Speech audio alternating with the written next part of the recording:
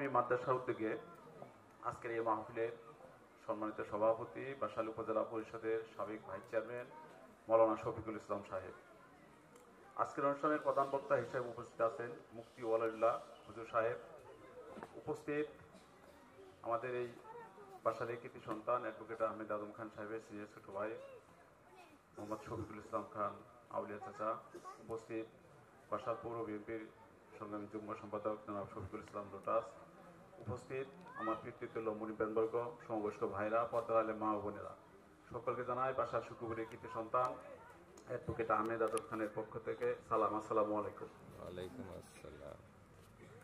হুজুর দীর্ঘ সময় তার ওয়াজ ফরমাইলেন।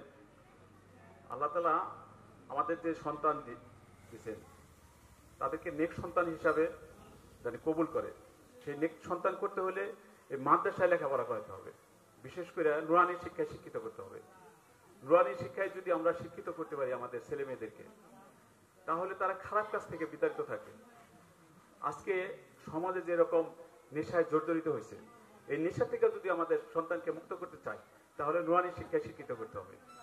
সেই সাথে দীর্ঘ 16 বছর এদেশে ফ্যাসিবাদী সরকার ছিল। এই ফ্যাসিবাদী সরকারের থাকার কারণে এই ওয়াজ মাহফিলও এদেশে এই দীর্ঘ 16 বছর এদেশের 90% মুসলমানের দেশ, সেখানে সুষ্ঠুভাবে সুন্দরভাবে ওয়াজ মাহফিল করতে পারে নাই।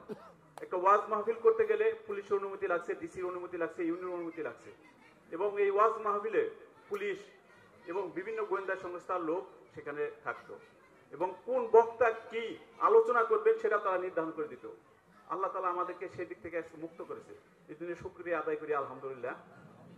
সেই সাথে দীর্ঘ 54 বছর এ দেশ স্বাধীন হয়েছে। এই 54 বছরে এই বাসাইলের কোনো সন্তান এমপি নির্বাচিত হতে পারে নাই। আর বাসাইলের সন্তান এমপি নির্বাচিত হতে পারে নাই দেখে আজকে বাসাইলের রাস্তাঘাটের বেহাল অবস্থা, এবং আমাদের যে সন্তান যারা আছে, ছাত্র সমাজ যারা আছে, তাদেরও চাকরির থেকেও অনেক বঞ্চিত আছে। এই বাসাইলের সন্তানকে যদি আমরা নির্বাচিত করতে পারি তাহলে এলাকার যেমন উন্নয়ন হবে, এই মসজিদ মাদ্রাসার উন্নয়ন হবে, এবং আমাদের যারা সন্তান যারা আছে তারাও বিভিন্ন ক্ষেত্রে চাকরির ক্ষেত্রেও উপকৃত হবে।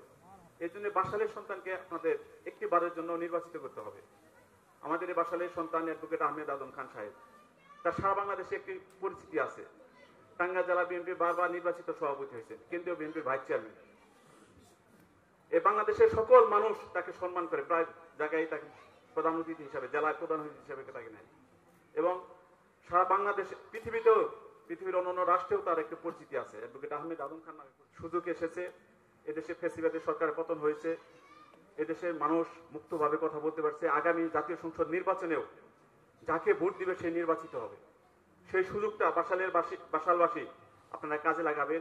এই বাসাইলের উন্নয়নের জন্য আপনারা সকলেই অ্যাডভোকেট আহমেদ আদম খান সাহেবকে ধানের শীষ মার্কায় ভোট দিয়ে জয়যুক্ত করবেন। এই অনুরোধ থেকে এই আহ্বান জানিয়ে আমি আমার কথা শেষ করছি। আসসালামু আলাইকুম।